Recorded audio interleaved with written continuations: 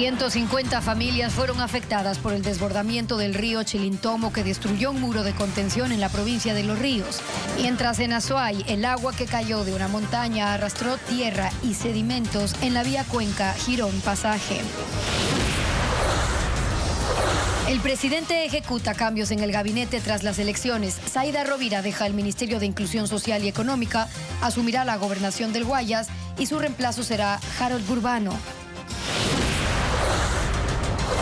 El expresidente Rafael Correa y el ex candidato presidencial Leonidas Issa polemizan en redes sociales sobre la posición que el dirigente tomará en la segunda vuelta.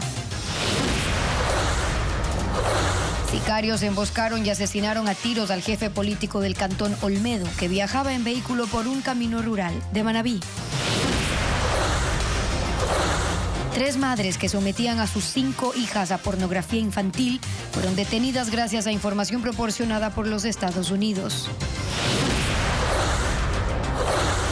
4 de cada 10 parejas encuentra el amor en su lugar de trabajo, según revela una encuesta, y el 12% de los casos termina en matrimonio. Estados Unidos emplaza a la OTAN a resolver el conflicto en Ucrania, reducirá su apoyo a ese país y pidió a los demás que aumenten su gasto en defensa. Muy buenas tardes, amigos. Iniciamos con la información este jueves 13 de febrero del 2025. Persisten los estragos por las intensas lluvias en el país. En la provincia de Los Ríos, el desbordamiento del río Chilintomo inundó comunidades rurales de Babahoyo. Gaby, ¿qué tal? Hola, Estefi, amigos, buenas tardes. Mientras en Azuay, la fuerza del agua arrastró tierra y sedimentos en la vía Cuenca Girón Pasaje y provocó el colapso de un reservorio artificial en Victoria del Portete.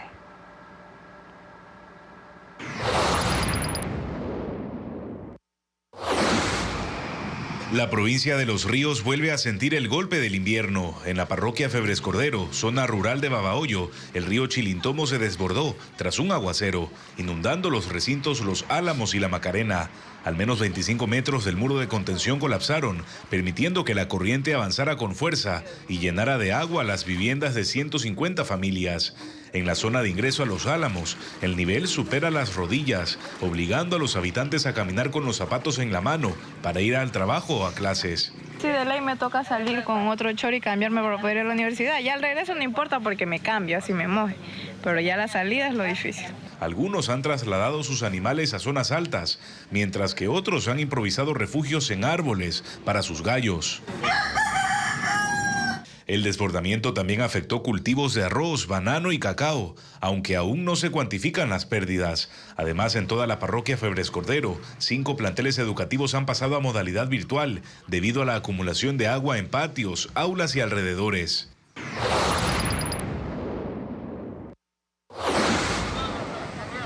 En Azuay, las lluvias de esta madrugada desataron un torrente que descendió desde una montaña en el kilómetro 47 de la vía Cuenca Girón Pasaje.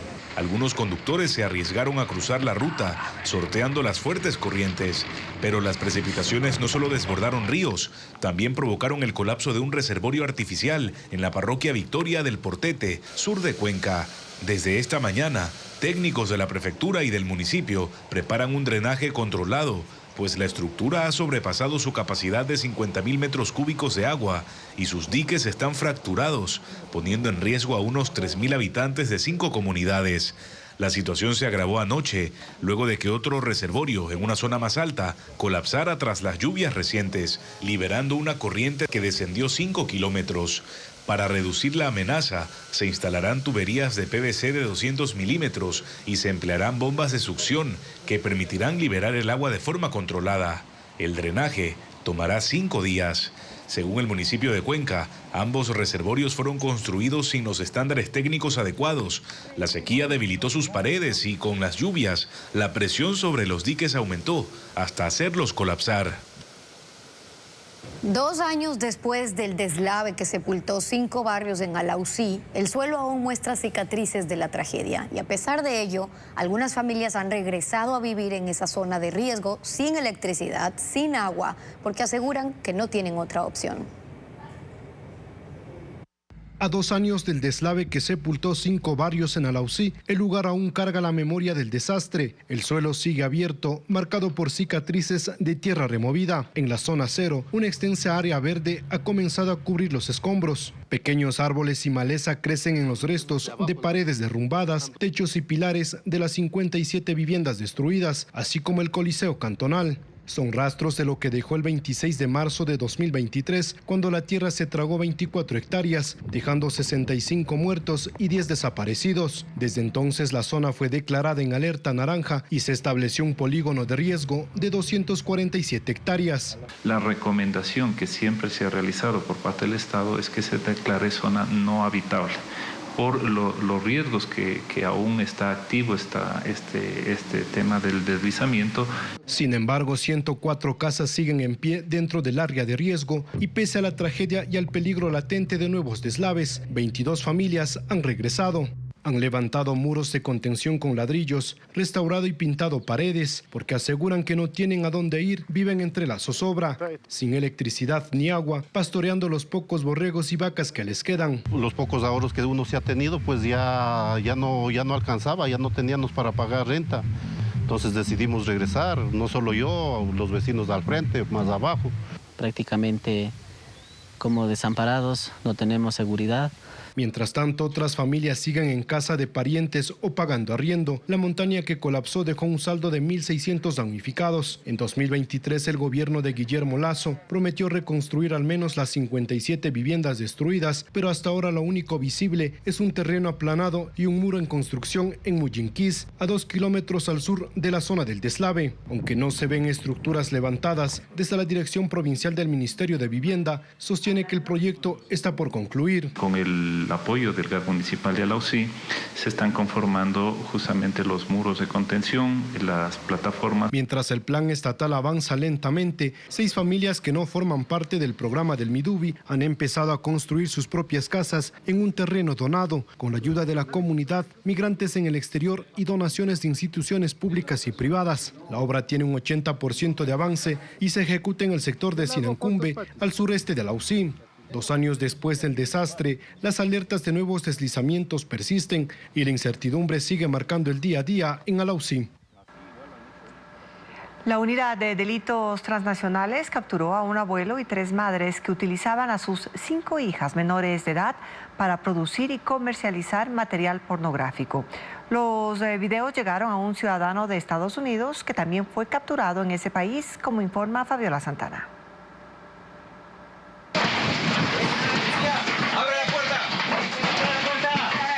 Una alerta del Departamento de Seguridad de Estados Unidos permitió realizar un operativo contra la pornografía infantil en Esmeraldas y Pichincha. El presunto delito de pornografía con utilización de niños y niñas. 3 madres vendían imágenes con contenido sexual de sus hijas de 6, 7, 8 y 10 años, incluso con la complicidad del abuelo de una de ellas. Este contenido iba desde imágenes de desnudos, imágenes tocándole a las niñas, incluso sabemos que puede haber otro contenido más fuerte. Las 5 menores fueron rescatadas esta madrugada por la Unidad de Delitos Transnacionales de la Policía Nacional. Las responsables fueron detenidas en la misma operación en el sur de Quito y en la parroquia Timbiré de Esmeraldas, 4 apresados en total. En noviembre, la policía de Hagerstown había capturado al ciudadano que compraba los videos. Los empleados de una tienda donde dejó reparando su celular lo denunciaron y el viernes fue condenado a 105 años de cárcel. La policía cree que el delito se venía cometiendo durante años. Ellos tenían ya aproximadamente unos de 18 a 20 años de conocerse. Los detenidos recibieron en total transferencias por entre $50,000 y $60,000. La policía decomisó celulares y chips de los equipos electrónicos. Los detenidos serán trasladados a Quito para la formulación de cargos. Están expuestos a una pena de hasta 26 años de cárcel. Zaida Rovira fue designada como la nueva gobernadora del Guayas por el presidente Daniel Noboa. Rovira estaba a cargo del Ministerio de Inclusión Económica y Social y ahora reemplaza a Eliana Molineros, quien se desempeñaba como gobernadora desde hace poco más de un mes y a quien Noboa agradeció su trabajo en un comunicado. Mientras Harold Burbano Villarreal asumirá como titular encargado del MIES. Los cambios se dan luego de la reunión de este miércoles entre el mandatario y su gabinete ministerial tras las elecciones del pasado domingo. Un estudio de Children International señala que el 80% de los jóvenes en Ecuador no tiene empleo y que de ellos el 51% no tiene ningún tipo de ingresos. La falta de estrategias integrales que aborde la realidad de los mercados laborales genera que mientras los jóvenes se forman en unas carreras, las empresas requieren profesionales en otras ramas del conocimiento. El mundo laboral está cambiando, hay empleos que están desapareciendo y todos están mutando por los avances tecnológicos. Según el Banco Interamericano de Desarrollo, hasta el 2030 el 25% de los empleos actuales en el Ecuador podrían ser automatizados, afectando principalmente a sectores como la manufactura y el comercio minorista. Para abordar este escenario se deben superar algunas disonancias. Por ejemplo, los jóvenes en el Ecuador perciben que los sectores con mejores oportunidades laborales son el comercio y las finanzas, la salud y la tecnología. Pero la realidad del mercado laboral es diferente. Los sectores que más empleo generan son los de tecnología y comercio electrónico, con un crecimiento significativo en áreas como la programación, la ciberseguridad, el marketing digital y el análisis de datos. El sector agrícola también presenta buenas perspectivas, especialmente en las industrias que manejan frutas, superalimentos, logística y administración de exportaciones. Cuando se habla de jóvenes en el Ecuador, se hace referencia a quienes están en el rango de entre 18 y 29 años. Son el 20.3% de la población, 3.441.000 personas. Según el Diagnóstico Nacional de Necesidades, Motivaciones y Barreras para el Acceso al Empleo Juvenil en Ecuador, elaborado por Children International y el colectivo Empleo Joven, se evidencia cuál es el escenario en el que se generan estas disonancias. Un 80% de los jóvenes en el país está desempleado. De ellos, un 51% no tienen ningún ingreso. Un porcentaje aún mayor, casi el 60%, depende económicamente de sus padres. Esa la situación de los desempleados. Y quienes tienen un trabajo tampoco es que la han tenido fácil. Un 39% de jóvenes tardó 8 meses en encontrar empleo después de obtener un título de tercer nivel. Y mientras más tiempo tardan en conseguir un trabajo, disminuye la relación entre el puesto que se obtiene y la carrera que estudiaron.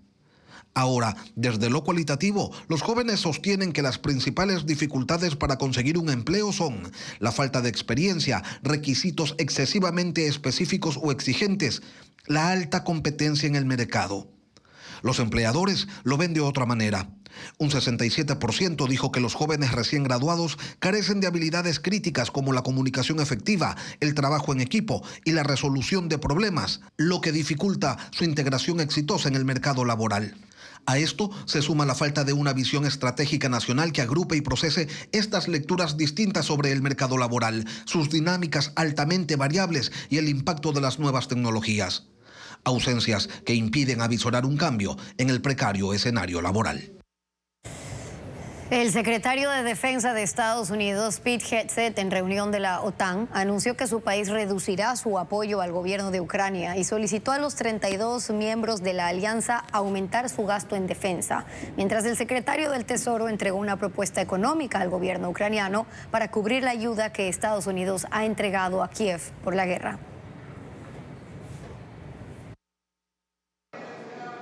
La visita del secretario de Defensa de Estados Unidos a Bruselas sirvió para reafirmar la postura de Donald Trump respecto a la necesidad de terminar con la guerra en Ucrania mediante un acuerdo, el cual no incluirá el ingreso de Kiev a la Organización del Atlántico Norte ni devolver los territorios ocupados por Rusia. We want, like you, a sovereign and prosperous Ukraine. Queremos como ustedes una Ucrania soberana y próspera, pero debemos reconocer que volver a las fronteras que tenía Ucrania antes de 2014 es poco realista. Agregó que los países deben adquirir mayor liderazgo y responsabilidad financiera, aumentando el gasto de defensa.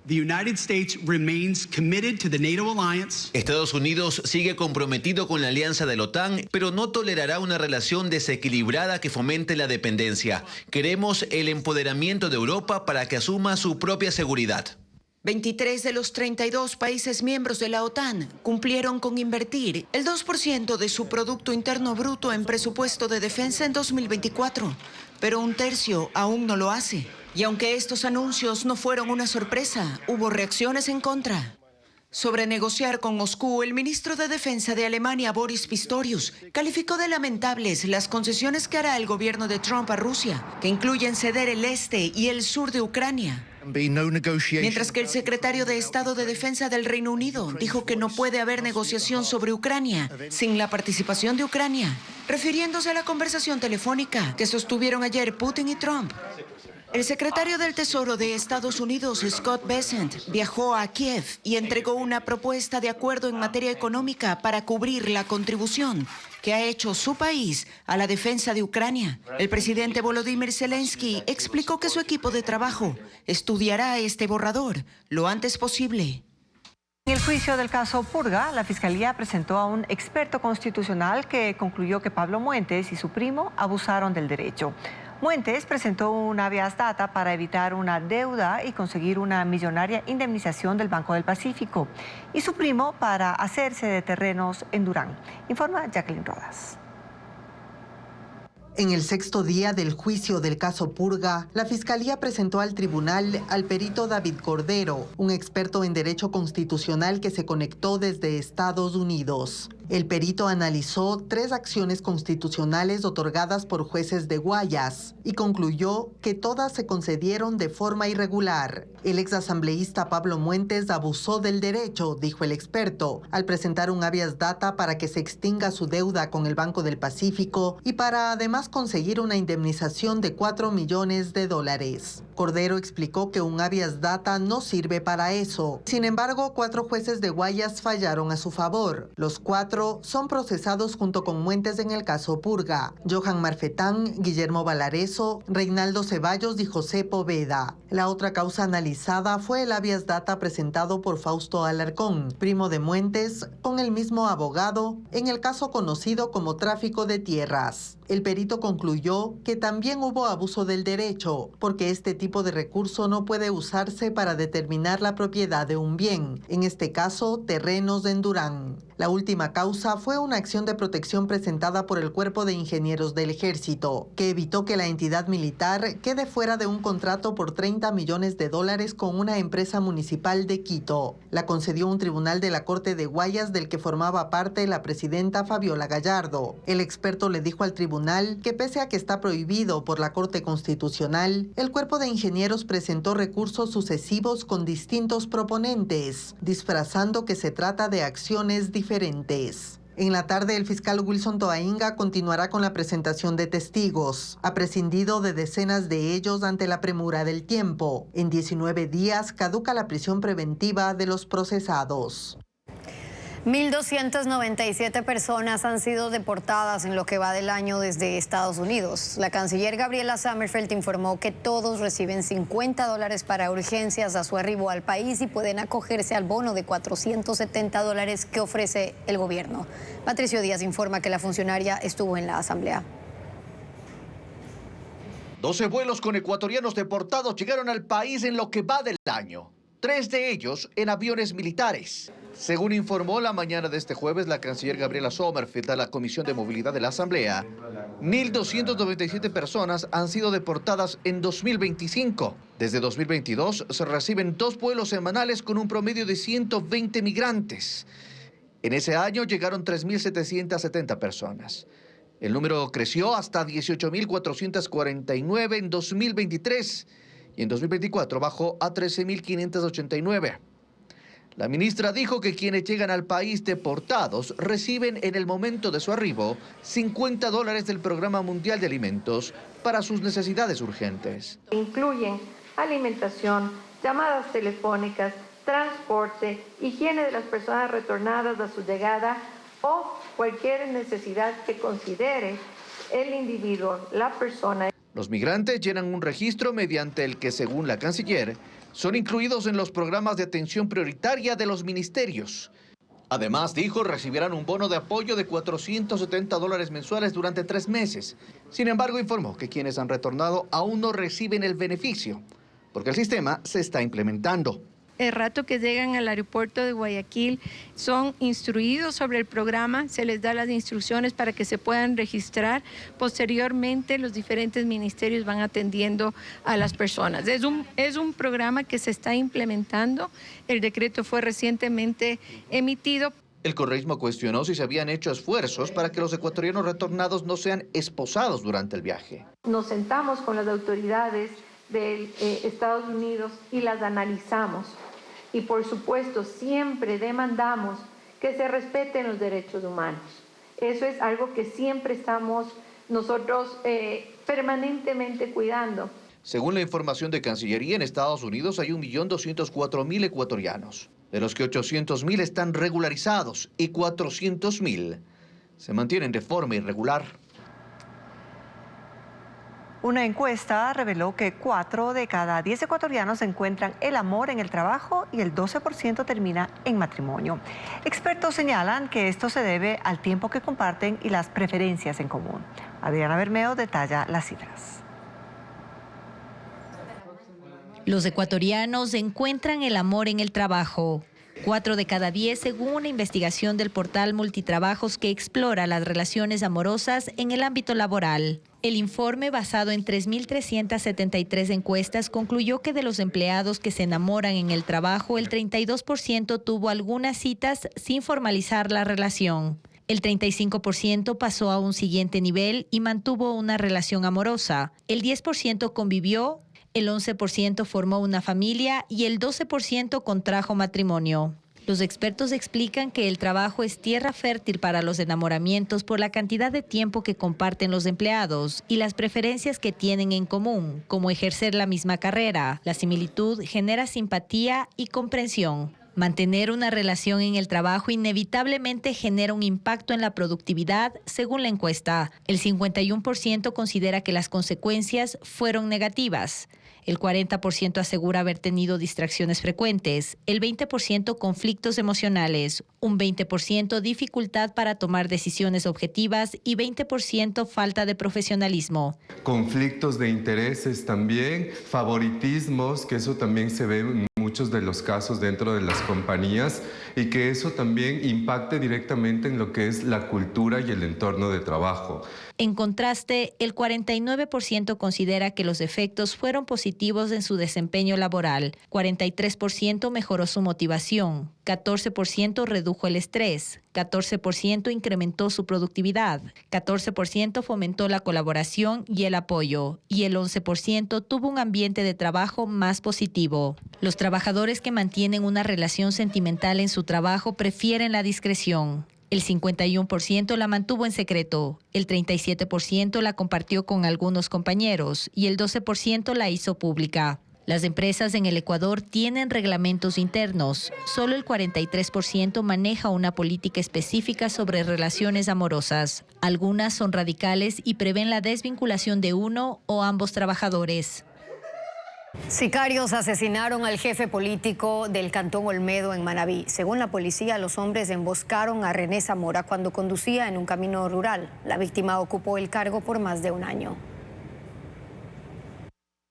A René Zamora Macías, de 51 años, lo atacaron a tiros poco después de salir de una hacienda en la comunidad San Roque cuando se dirigía al centro del Cantón Olmedo en Manabí, donde se desempeñaba como jefe político.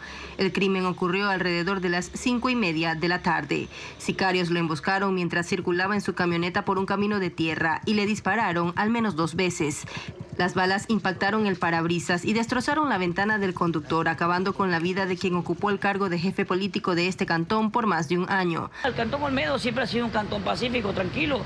Zamora era un rostro conocido en la política local. En 2019 fue candidato a la alcaldía por la alianza entre el Partido Social Cristiano y Unidad Primero. Además, era hijo del exalcalde de Olmedo, Jacinto Zamora. En su cuenta de X, el Ministerio del Interior repudió el crimen y aseguró que el caso está bajo investigación para dar con los responsables. Desde anoche la policía desplegó un operativo en Manabí, pero hasta el cierre de esta edición no se han confirmado las zonas intervenidas ni el número de uniformados que participan. Hasta el momento no hay sospechosos detenidos ni registros de denuncias previas por amenazas contra el funcionario. La policía aún no ha determinado el motivo del ataque.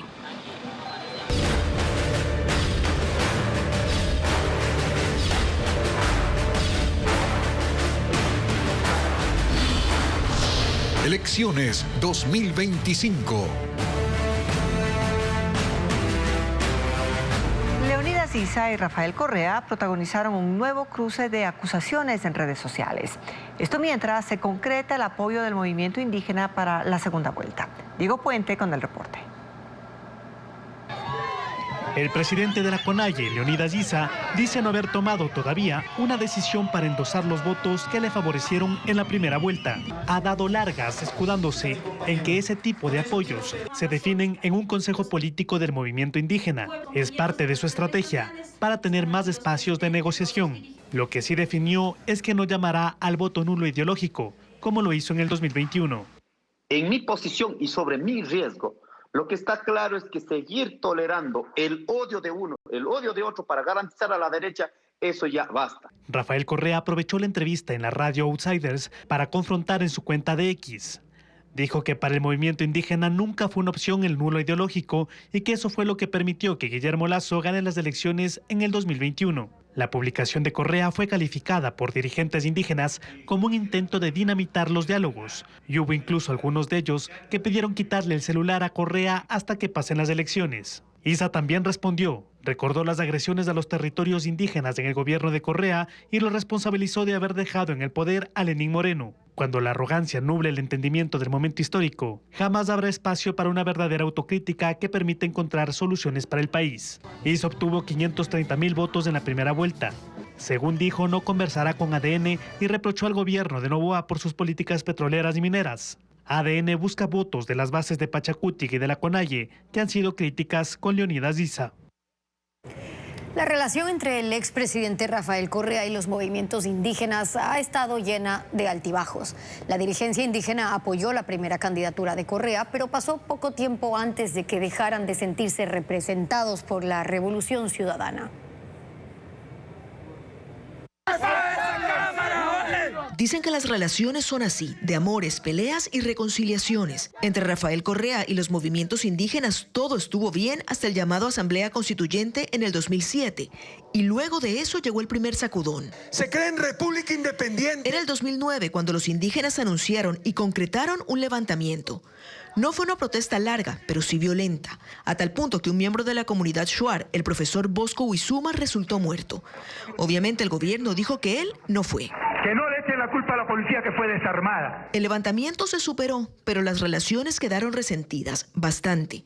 En el 2011 Correa visitó la Amazonía y se cruzó con el entonces prefecto de Zamora. Presidente Correa, déjame ser traidor, cobarde traidor, el único traidor de esta patria. Años después, en el levantamiento indígena del 2015, la historia fue al revés. Salvador Quispe denunció que había sido él el agredido durante una de las jornadas de protesta. Y me han arrastrado. Y los indígenas representados por el presidente de la CONAIE se sintieron agredidos en su totalidad. Así que las relaciones se complicaron más todavía. ¡Juntos a derrotar este sistema! Y hubo episodios concretos que ahondaron más la tensión. En el 2015, justo después de las protestas, Rafael Correa decidió quitar a la CONAIE la sede que había ocupado por más de 2 décadas. Era un edificio del Estado, así que los indígenas fueron expulsados. Es una persecución política directa. Luego de que Rafael Correa dejó el gobierno, pareció llegar el tiempo de la reconciliación. No todos los indígenas estuvieron de acuerdo, pero en el 2021 el presidente de la CONAIE, Jaime Vargas, dio su apoyo al candidato presidencial de la Revolución Ciudadana. Tienen nuestro respaldo absoluto desde el movimiento indígena del Ecuador. pero en una entrevista que el propio Correa dio al diario argentino Página 12 hace apenas 2 años, mantuvo su discurso antidirigencia indígena. El Pachacuti está tremendamente corrompido, es uno de los grandes culpables de lo que ha pasado en el país. Es imposible llegar a acuerdos con Pachacuti. Aunque hubo alguien a quien dejó fuera de sus reclamos. Leonidas Issa, al cual no conozco, con el cual no comparto todo, pero al menos lo veo auténtico. Rafael Correa y dirigencia indígena, una relación tensa que lleva años con más horas de enfrentamiento que de reconciliación. El presidente Noboa, mediante decreto ejecutivo, agradeció los servicios del ministro de Finanzas, Juan Carlos Vega. Y hace pocos minutos el gobierno designó a Luis Jaramillo Granja en su reemplazo.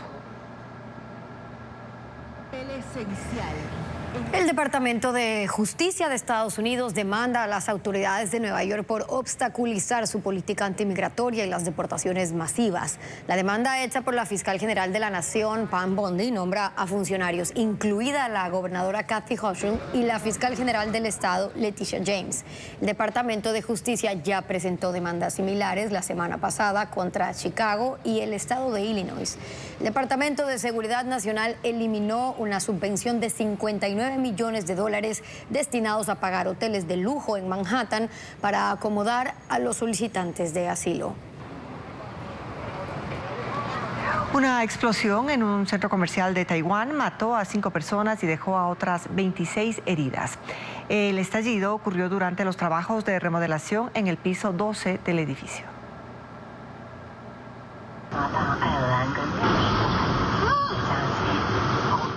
La explosión ocurrió alrededor de las 11 de la mañana hora local, específicamente en el patio de comidas del piso 12 del centro comercial Shin-Kong Mitsukoshi, en la ciudad de Taichung, en Taiwán.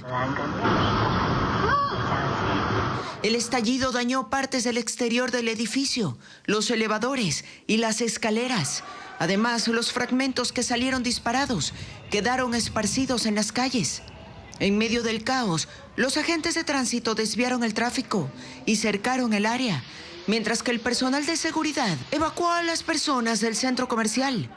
62 bomberos llegaron al sitio y hallaron 5 muertos y 26 heridos. La detonación se produjo en un área donde se realizaban trabajos de remodelación, por lo que se encontraba cerrada al público. La alcaldía de Tianjin anunció que se llevará a cabo una investigación. Por ahora sospechan de una fuga de gas. En Alemania, un atropellamiento masivo ocurrió hoy en el centro de Múnich. El vehículo se fue contra un grupo de manifestantes sindicales. El incidente deja 28 heridos, 2 de ellos graves. Las autoridades confirman que el conductor, que ya fue detenido, es un joven afgano de 24 años solicitante de asilo. Ha sido identificado como Farad y tiene antecedentes policiales relacionados con estupefacientes y robos. Y según reportes, había publicado contenido islamista antes del ataque.